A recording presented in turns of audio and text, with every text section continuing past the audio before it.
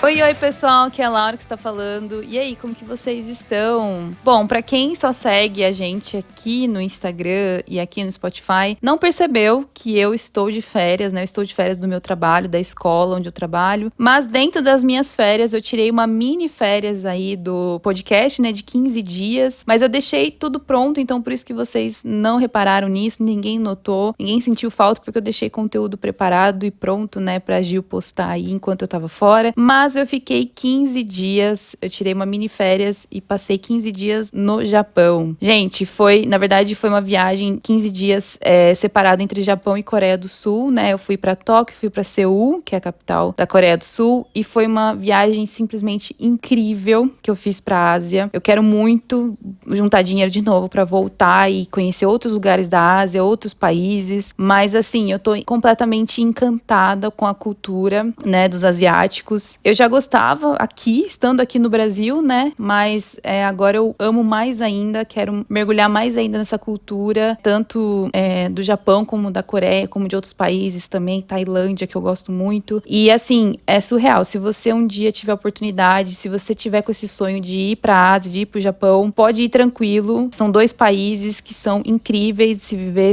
Atualmente tá muito barato, né, pro brasileiro ir pra lá. Não a questão da passagem, né, gente? A gente sabe que a passagem é cara, mas se você for pelos Estados Unidos, fica um pouco mais em conta. Eu, como não tinha o visto americano, eu tive que ir como todo mundo vai, né? Fazendo escala por algum país da Europa. Então eu fiz escala lá na Turquia, que assim, você leva um choque tremendo quando você vai pra Ásia, porque Turquia acaba se tornando um país muito caro em comparação a tudo que você gasta na Ásia, né? No Japão e na Coreia. Então esse foi um dos principais choques que eu tive, né? Na escala que eu fiz. Mas é um destino que eu recomendo demais, gente. É absurdo o quanto eles são países, né? A Ásia, o Japão e a Coreia são dois países que eles são extremamente organizados. Qualquer coisa, quando você fala em questão de qualquer coisa, aeroporto organizado, coisa que eu não senti lá em Istambul, né? Essa organização. O respeito. Em nenhum momento eu me senti com medo por causa da questão de segurança ou por eu ser uma mulher viajando sozinha, né? Quando eu cheguei na Ásia. Quando eu tava em Istambul, dava um pouquinho desse medo, mas lá na Ásia deu zero medo de qualquer coisa, gente. De medo, sei lá, de andar com o celular na rua, de mexer com dinheiro, de mexer com cartão, qualquer coisa. Então hoje eu não poderia deixar de não trazer esse tema pra vocês, né? De contar um pouquinho da minha viagem, como ela foi ao longo do episódio, né? Então no Expresso de hoje o papo é pra quem ama cinema, estética e acima de tudo, viajar sem sair do lugar, que é o jeito que eu vou mostrar pra vocês, né? Eu selecionei alguns filmes que são verdadeiras cartas de amor pro Japão. Eu poderia escolher também pra Coreia do Sul, mas eu acho que Japão, eu fiquei muito mais tempo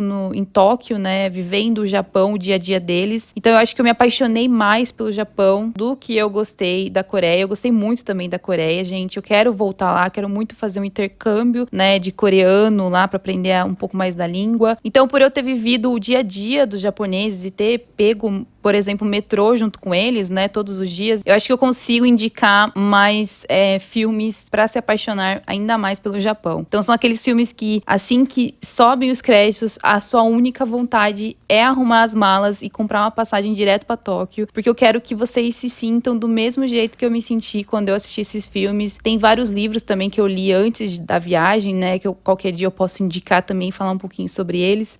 Mas esses filmes eu assisti, né, um tempo antes, já tava tudo pronto da minha viagem, mas eu assisti um tempo antes de eu ir. Na verdade, um deles sempre foi um dos meus filmes favoritos, né? Eu sempre fui apaixonada por ele. Mas são filmes que eu acho que mostra muito bem a paisagem de Tóquio, principalmente, né? Eu procurei bastante filmes que mostrassem a cidade de Tóquio. Mas, assim, essa questão da cultura do japonês, né? Da cultura de quem vive em Tóquio. E, principalmente, né? O cenário, toda aquela beleza. A culinária também, que é maravilhosa. Tô com muita saudade da culinária.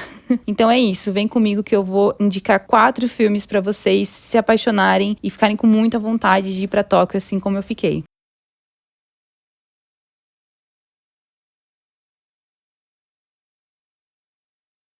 E não dá pra começar essa lista sem falar de um clássico absoluto da estética urbana, que é o filme Encontros e Desencontros, da Sofia Coppola. Em inglês chama Lost in Translation. E eu assisti esse filme, gente, quando eu era adolescente, mais por causa da Scarlett Johansson, que faz esse filme. Mas eu não imaginava que eu ia me apaixonar tanto por esse filme. E ele não é só uma história de conexão humana, ele é uma viagem hipnotizante por Tóquio durante a noite, principalmente, né? A maior parte do filme, ele se passa à noite, então você sempre vê o filme, ele captura perfeitamente aquela sensação de ser um estrangeiro descobrindo a cidade. Então, os letreiros de neon brilhante de Shinjuku, que é um bairro muito famoso, né? As ruas movimentadas, as salas de karaokê, a calmaria dos templos, né, de Kyoto, que é uma outra cidade que aparecem no fundo. Então, eles misturam um pouco, né, a questão de Kyoto com Tóquio. Então, a fotografia do filme, ela é melancólica, ao mesmo tempo que ela é chique, faz você desejar se perder naquelas ruas à noite, né? E eu experimentei isso em Tóquio, de me perder, de ficar andando, apesar de ficar muito cansada à noite, gente. Você anda tanto em Tóquio, desde manhã, desde a hora que você acorda, que chega 9 horas da noite, você já tá muito cansado, já não consegue fazer mais nada. Inclusive, a minha segunda indicação, ela tem um pouco a ver com isso, com andar bastante, né? Então, agora, se você quer se apaixonar tanto pela Tóquio moderna, quanto pela Japão tradicional do interior, você precisa assistir a animação Your Name, que é a minha segunda indicação. Uma animação do Makoto Shinkai. E, gente, essa animação, ela é tão perfeita que muitas cenas parecem fotografias reais. E, inclusive, eu falei pra vocês que eu ficava muito cansada, né? Uma das coisas que tava no meu roteiro, né, de fazer em Tóquio, era visitar a famosa escadaria que aparece no filme Your Name, né? Mas eu não aguentei, gente. Era um pouquinho longe, assim, das coisas onde estavam no meu roteiro, né? Dos pontos turísticos onde eu ia visitar. E eu já tava muito cansada, né? Porque todo dia eu tava andando. Tinha a questão do jet lag também, que quando você chega lá, você tá com o jet lag do Brasil. E quando você volta pro Brasil, você tá com o jet lag do Japão, né? E da Ásia. Então eu fiquei muito triste que eu não consegui ir visitar essa famosa escadaria, porque na verdade é uma escadaria normal, né? Porque o filme, ele mostra o contraste lindo entre a vida agitada, os trens, os arranha-céus de Tóquio, né, que é muito, tem bastante esse contraste, assim, tanto em Tóquio quanto em Seul, né, na Coreia do Sul também, essa questão dos arranha-céus com, assim, tipo, você tá andando numa rua cheia de arranha-céus, aí do nada tem um templo, sabe, no meio da cidade, assim. Então essa questão, né, da vida agitada, os trens, os arranha-céus, montanhas, os rituais antigos das vilas do interior, tudo isso que eu acho que eu vivi, né, tipo assim, no dia a dia com a galera lá em Tóquio, você vê muito isso no filme Your Name. Então ele é um filme visualmente impecável, com uma paleta de cores que parece poesia em movimento, é lindo de ver e dá uma vontade gigantesca de caçar todos os cenários reais do filme pela cidade, que nem eu falei pra vocês. Tem essa questão também da escadaria, que é muito famosa, tem várias outras cenas, né, que em Tóquio essa é a que mais ficou famosa. Então Your Name é a minha segunda indicação, vale muito a pena. Em terceiro lugar, é um filme recente, né? Ele é um filme de 2023, mas é um filme profundamente sensível. Eu tô falando de Perfect Days, que é um filme do diretor Wim Wenders. É um filme muito lindo, gente. Muito, muito sensível. Ele acompanha a rotina simples de um homem que limpa banheiros públicos em Tóquio. E isso é muito um ponto alto, sabe? Que eu fiquei com muito medo de, tipo, de sair na rua e ficar com vontade de usar um banheiro. E, tipo, eu ia ter que entrar. Eu ficava pensando assim, eu vou ter que entrar toda hora em algum restaurante, em algum lugar pra eu poder, uma loja pra eu poder usar um banheiro. Gente, os banheiros públicos em Tóquio é absurdo o quanto eles são limpos e o quanto é super seguro e de boa de você usar, sabe? Você sai de um templo, tem um banheiro e assim, é muito tranquilo você usar. Dentro das estações de metrô e de trem tem banheiro e é muito tranquilo de você usar. Em nenhum momento eu fiquei com vontade de usar o banheiro e eu não consegui não usar o banheiro, sabe? Tipo, é muito tranquilo. E esse filme, Perfect Days, mostra muito isso. Eu acho que esse é um dos filmes que mais mostra a realidade que eu vivi na minha viagem, porque o filme mostra uma Tóquio rica em detalhes poéticos. Então ele filma as árvores dos parques, a luz do sol passando pelas folhas, né? Que os japoneses